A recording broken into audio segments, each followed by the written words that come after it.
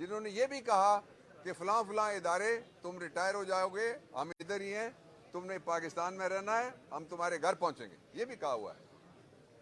और इससे बहुत सारी अगली बातें जो नहीं बताई जा सकती। और ये भी कहा गया कि सब की वीडियो मेरे पास है। और फिर ऐसी वीडियो मज़ामत शुरू हुई जिसके नतीजे में उनको NRO 1 मिला, NRO 2 मिला, NRO 3 लेने की कोशिश हो रही है कि किसी तरीके से इलेक्शन एक्सटेंड कर दिया जाए। वी वेलकम, आज 2 अदालतों में, आईनी अदालतें हैं, दोनों जगह ये कहा गया है कि इस पे बहस नहीं हो सकती कि 90 दिन में इलेक्शन होंगे। बहस सिर्फ इस बात पे हो सकती है कि इलेक्शन कॉल कौन करेगा। मैं आपको बताना चाहता हूं कि आइन के आर्टिकल 105 के मुताबिक सबसे पहले जब डिसोल्यूशन की समरी पहुंचती है गवर्नर के पास, governor is the agent of the federation, वो सदर के नीचे है। कल हमने एक करारदाद 4 में से एक जो पाकिस्तान तहरीक इंसाफ के चेयरमैन ने उनकी सदारत में कोर हुई, उसमें हमने पास की है, वो ये है कि हम सदर को खत लिख रहे हैं कि जो KP का गवर्नर है उसने किस तरह कह दिया कि कोई और इदारा उसको कहेगा जो आइन में लिखा हुआ है, उसके अलावा कोई इदारा कहेगा कि, और जब वो डेट देंगे तो फिर मैं ये, वो किसको कह रहा है, वो किसको बदनाम कर रहा है? उसने एस्टेब्लिशमेंट का नाम लिया है, किस हैसियत में? वो क्या है? गवर्नर तो एजेंट है फेडरेशन का, तो सदर साहब के नीचे आता है और governor sits there at the pleasure of the president, उसको रिमूव किया जा सकता है। तो इसलिए जो अदालतें हैं वो इस पर क्लियर हैं। दूसरा मैं आपको ये भी बताना चाहता हूँ कि जो सैफुल्लाह केस है, सुप्रीम कोर्ट ऑफ पाकिस्तान की जजमेंट है, मरहूम मोहम्मद खान जुनेजो साहब की गवर्नमेंट तोड़ी गई थी। तोड़ने वालों को कहा गया गलत तोड़ी है, आइन से मावरा इकदाम है आपका, लेकिन साथ सुप्रीम कोर्ट ने सेव किस चीज़ को किया? इलेक्शन की डेट को। उन्होंने कहा कि द अल्टीमेट सॉवरन क्या? ताकत का सरचश्मा, वो हैं जो वोट डालते हैं, गिनने वाले नहीं है, ये मैं बताऊं, गिनवाने वाले भी नहीं है, ये भी मैं बता देता हूं। इलेक्शन करवाने वाले भी नहीं है, इलेक्शन रुकवाने वाले भी नहीं है, वो सिर्फ अल्टीमेट सॉवरन को कौन है? We the people. एक बंदे का एक वोट है, बड़ा है, छोटा है, बेरोजगार है या दिहाड़ीदार है। तो अब ये तयशुदा है सुप्रीम कोर्ट में, जो मोहम्मद खान जुनेजो की असेंबली के हवाले से हाजी सैफुल्लाह केस में, कि अगर आइन से मावरा भी कुछ हो जाए तो इलेक्शन वक्त पे होगा, इसलिए इलेक्शन 90 दिन के अंदर आ रहे हैं। दूसरा जो फवाद के बारे में मैं कहना चाहता हूँ वो ये है कि फवाद के साथ मावराए आइन सलूक हो रहा है। मुझे, मेरे इल्म में नहीं है कोई केस सिवाय एक केस के कि जिसमें आइन के आर्टिकल 6 की मैं आपके सामने छोटी सी तशरीह रखना चाहता हूँ। ये जो लोग बैठ के टेलीविजन पे कहते हैं ना, कुछ सवाल होते हैं जो NRO टाइप, उनके ज़रिए कहलवाया भी जाता है, और कुछ सवाल होते हैं वो जिनको नहीं पता होता। मैं सबकी इत्तला के लिए अर्ज़ करना चाहता हूँ कि आइन में लिखा हुआ है कि जो ही डिसोल्यूशन होती है तो पहला काम गवर्नर ये करेगा। ये आइन बोल रहा है, PTI नहीं।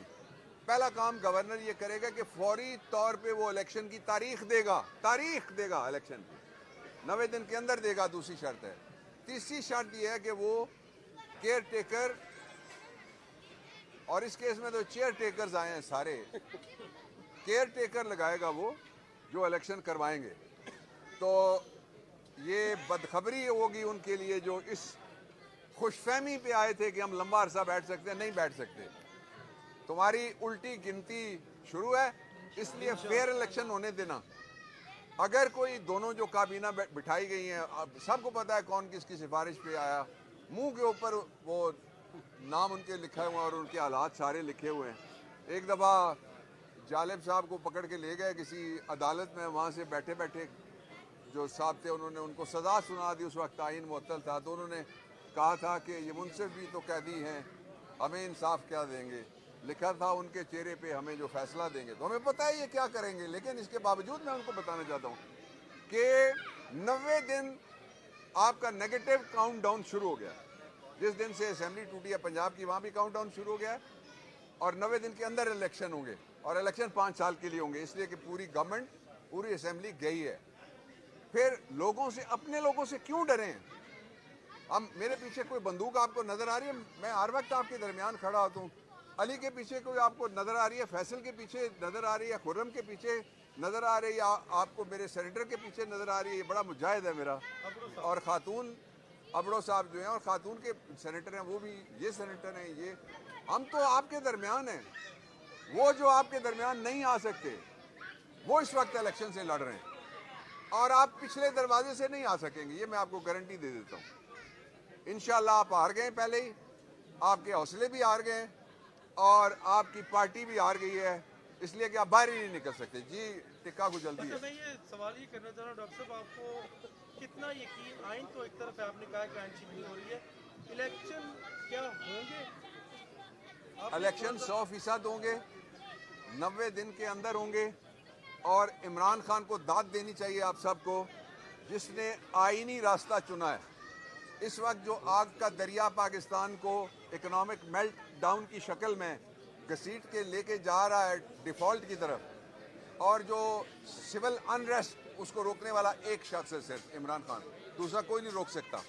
और कल भी उन्होंने कहा कि हम आइन के नीचे, कल जो रेजोल्यूशन पास हुई है, इट वाज फैसिनेटिंग टू सी कि इमरान खान ने खुद आधे घंटे से ज़्यादा खड़े होकर एक एक को कहा, जिसने भी मुखालफत करनी है वो यहाँ बोले, और जिसने एक दो लोगों ने कहा हमारा ये एतराज़ लैंग्वेज इस तरह कर लें, एक ने एक और तजवीज़ दी, उनको मान के फिर उन्होंने मुझे कहा आप अपनी राय दें, मैंने फिर राय दी, फिर उन्होंने ये कहा कि अब इसको हम ये सारी तरामीम समेत मुतफिका तौर पे पास कर दें। We believe in democracy. आइन में लिखा हुआ है जब हम तोड़ेंगे 90 दिन के इलेक्शन आएंगे। ये कौन है जो कहता है कि 90 दिन में ना आए तो उसका कोई नतीजा नहीं निकलेगा? नतीजा तो इस मुल्क में निकल चुका है पहले ही। सवाल यहाँ से भी ले ले। लंदन में बैठ के कहा था वीडियो लिंक के जरिए कि कमर जावेद बाजवा साहब की जैसे चलती फिरती गवर्नमेंट जो है वो घर गई, उनके खिलाफ कोई कार्रवाई की गई, इस बारे में क्या कहेंगे? बाब साहब जी, मियां साहब ने लंदन में बैठ के एक बयान जारी किया था, एक इदारे की तरफ है कमर जावेद बाजवा साहब के बारे में कि आपकी वजह से हमारी गवर्नमेंट जो है वो घर चली गई, उनके खिलाफ कार्रवाई क्यों नहीं हुई? लंदन में दो मियाँ हैं, एक मियाँ कढ़ाई वाला है और एक प्लेटलेट्स वाला। यहाँ तो हमारे बड़े मशहूर हैं ना वो दूसरे कढ़ाई वाले, तो किसकी बात कर रहे हैं जो कहता है? मियां नवाज शरीफ वो आए तो सही, मफरूर पे मैं क्यों तबसरा करूं? जो मफरूर अदालती है उस पर मैं क्यों तबसरा करूं? जिसमें हिम्मत नहीं है पाकिस्तान के एयरपोर्ट पे उतरने की, उस पर मैं क्यों तबसरा करूं? उसकी रेलेवेंस ही नहीं है। वो उसने अपनी रेलेवेंस बनाने के लिए जो 5वीं लॉन्चिंग करवाई थी अपनी बेटी की, वो लॉन्चिंग पैड के ऊपर आपने देखा कौम के सामने ठुस हो गई है। लाहौर 2-2.5 करोड़ लोगों का शहर है, और उसके जो मुजाफात हैं कहाँ कहाँ तक फैल चुका है, वो जरा सारी आप आबादियाँ देख लें। इसलिए लाहौर से सिर्फ वाघा बॉर्डर बचा है, अटारी तक हम बिल्कुल सामने जा चुके हैं। कितने बंदे थे? कुछ नहीं। मैं जो इम्पोर्टेंट आपको बताना चाहता था बात फवाद के हवाले से, वो ये है कि उसकी वालदा शी इज़ 70+ और she is hospitalised right now. ये सारी सूरत हाल से वो उसके बच्चे पहले ही तंग हैं, छोटी छोटी उसकी बच्चियां थी। वो इस बात से तंग नहीं है कि कोई पर्चा हो गया झूठा, इस बात से तंग है कि गैर इंसानी सलूक हो रहा है। सर आपने पहले भी कहा कि मार्शल लॉ जो है वो बेहतर था इस हुकूमत से, और मियां नवाज शरीफ साहब के मुतालिक भी बात की, तो मियां नवाज शरीफ साहब ने अपने दौरे हुकूमत में जब दोबारा आए अपनी हुकूमत गिराने वाले के खिलाफ अदालत में कार्रवाई शुरू की। अगर पीटीआई गवर्नमेंट में आएगी तो क्या अपनी हुकूमत गिराने वाले शख्स के खिलाफ कार्रवाई करेगी? जो पहला तो मैं कुरेक्शन कर दूं, आप अपने अल्फाज मेरे नाम ना लगाएं। मैंने कहा मार्शल लॉ बेहतर है, ये मैंने कभी नहीं, मैंने बिल्कुल नहीं कहा। बात ही और मैंने और बात की थी, अपने अल्फाज आप खुद इस्तेमाल करें। कहा मैंने मुअत्तल किया, ये बात की थी उन्होंने।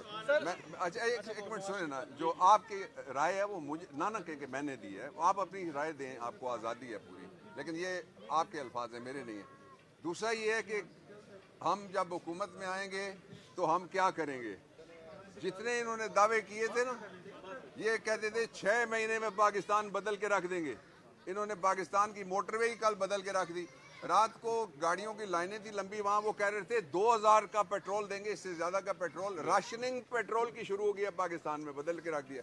क्लेम हम टॉल क्लेम्स नहीं कर रहे इंशाअल्लाह अज़ीज़। जिस तरह पहले आपने देखा 75 साल में से 72 साल में इकॉनमी में और एहतसाब में और आम आदमी तक जितने पैसे इमरान खान ने भेजे और हमने दुरुस्त सिमत में पेश रफ्त की, वो 3.5 साल थे ना सिर्फ। अभी जो मरियम तशरीफ लाई हैं तो वो कहती हैं कि मुझे 5 साल पासपोर्ट इन जालिमों ने नहीं दिया। 5 साल में जालिम पहला उसका अब्बा वो वज़ीर आज़म था। मैं मेरा दूसरा ग्राही है, मैं उसको जालिम नहीं कह सकता, वो आजकल मजलूम है। और तीसरा इमरान दरमियान में आया, वो 3.5 साल में चला गया। 5 साल अगर आप गिने तो तीसरा जालिम उसका चाचा है। वो तो जाहिर है वो चाचा को तो कह रही थी सीधा सीधा, तो अब्बा को जरा उसने नहीं कहा, तो मैंने वजाहत कर दी है। असल इशू ये है कि पाकिस्तान की रियल मसाइल क्या हैं। एक इकोनॉमिक मेल्टडाउन है। कोई सब्जी, कोई दाल, कोई दवाई, कोई दूध, कोई पेट्रोल, और जो सस्ता है पता है क्या है? इन सारी चीजों में सबसे सस्ता क्या है इस वक्त? पेट्रोल महंगा नहीं, डीजल। शर्त लगाओ यार, वो भी लाइट डीजल। एक मिसाल मौजूद है। सिर्फ एक बात करना चाहता हूँ, जब बेनज़ीर का वाक़या हुआ था उस वक्त 2007 में क्या इलेक्शन कुछ देर के लिए डिले हुए थे? क्या मिसाल? जो टाइम है, फ्रेम जो देता है कॉन्स्टिट्यूशन, उसके अंदर ही इलेक्शन हो सकते हैं, उसके अंदर ही इलेक्शन हो सकते हैं। आपको पता है जब बेनज़ीर का वाक़या हुआ था तो उस वक्त मुल्क में आइन मुअत्तल था। आपको ये भी पता है कि उस वक्त मुल्क में जनरल मुशर्रफ की हुक्मरानी थी। आपको ये भी पता है कि इमरजेंसी उसने लगाई थी मार्शल लॉ के बाद। आपको ये भी पता है कि उसने इमरजेंसी प्लस भी लगाई थी। इसलिए मैं आलूओं को टमाटर कैसे कह दूं? जरा बताइएगा जहां आपकी जो सीनियर रहनुमाए पाकिस्तान तहरीक इंसाफ की गिरफ्तारियां हो रही है, उनको कोर्ट में पेश किया जा रहा है, ऐसे में तय है कि इसी इंतखाबात की। दूसरा अहम सवाल ये, क्या जो मौजूदा चीफ इलेक्शन कमिश्नर है उसकी सरबराही में इंतखाबात को मानेंगे?